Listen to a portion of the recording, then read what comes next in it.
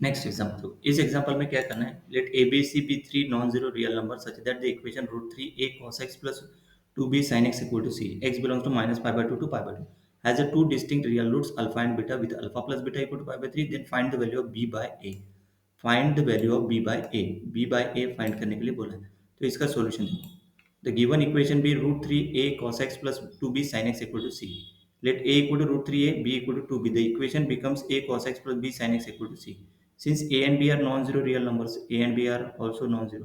The function f of x equal to a cos x plus b sin x, मतलब इस form में है left hand side, तो उसका return in the form of r cos x minus 5 और r sin x plus 5 इस form में लिख सकते हैं। r क्या रहता है, root of a square plus b square. जैसे देखो x बिलोंग्स टू यहाँ पे minus pi by two to pi, तो इसके मतलब लेफ्ट हैंड साइड की रेंज निकाल सकते हैं इस हिसाब से। तो देखो यहाँ पे ए स्क्वायर, एक a square plus b square, तो root of this equation f of x equal to c are alpha and beta, है ना। A b c non zero real number has two distinct real roots alpha and beta with alpha plus beta equal to pi by 3 दिया। F of has alpha and which are distinct and lie in the interval, यहाँ पे दिया minus pi by two to pi by two, सही है। अभी देखो the key property of trigonometric equation, देखो a cos x plus b sin x equal to c, क्योंकि this is f of x लिया, left hand side is f of x पूरा।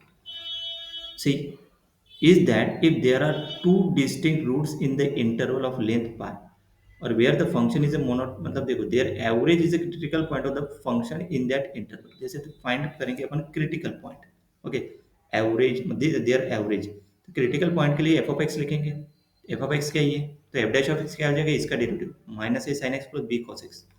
F dash of x को set करेंगे zero to find a critical point, मतलब this is equal to zero. तो b cos x क्या हो गया, b cos x equal to हो गया b cos x equal to a sine x, मतलब वो डिवाइड बाय कर दिया यहाँ पे sine x upon cos x करो, तो sign x upon cos x तो मतलब b by sine x upon cos x b by होता है, तो होता है tan x equal to b by a not equal to zero. Let x c से डिनोट किया, be unique critical point of interval minus pi by two to pi by two, okay, open interval यहाँ पे।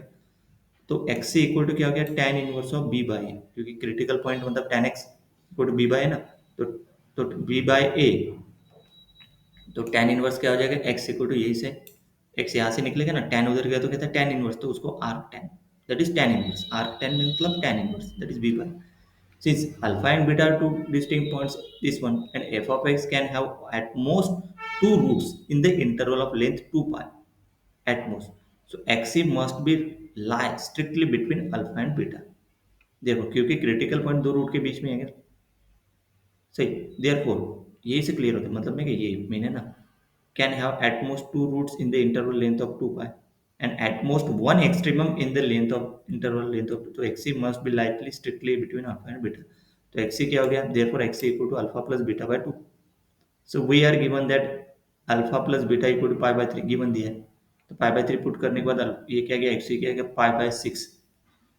so we can use this value of xc in the expression for tan xc। tan xc क्या हो गया, b by a, तो tan pi by 6 1 by root 3 होता है, तो b by a क्या हो गया 1 upon root 3।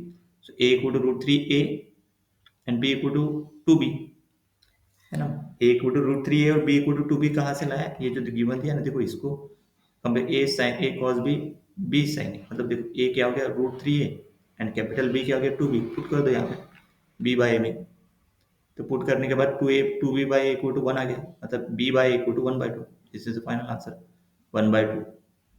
Clear, final derivation valid because ये पूरा a b not equal to zero and b are not zero, tan x is well defined, alpha beta are distinct roots which guarantee this is not equal to zero, है ना। the existence of two distinct roots is minus pi by 2 to pi by 2 implies that c must be between maximum and minimum value of f of x in the interval, so xt must be within the interval, so xt pi by 6 minus pi by 2 to in this interval, इस interval के बीच में है ना। तो final answer अपने को find करना है इस क्वेश्चन में b by that is 1 by 2, 1 by 2 को लिख सकते हैं अपन 0.5।